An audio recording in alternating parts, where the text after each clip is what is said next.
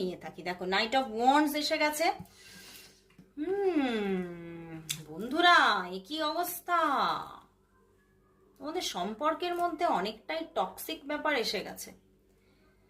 তবে সেই মানুষটা কিন্তু এই টক্সিসিটিটা কেটে যাক সেটাই চাইছে।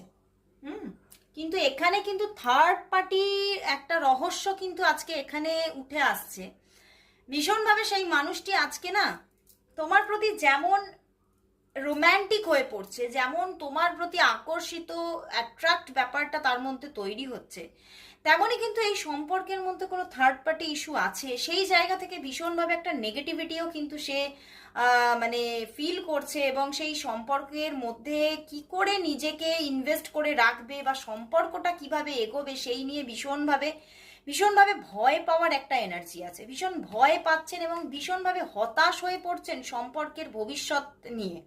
সম্পর্ক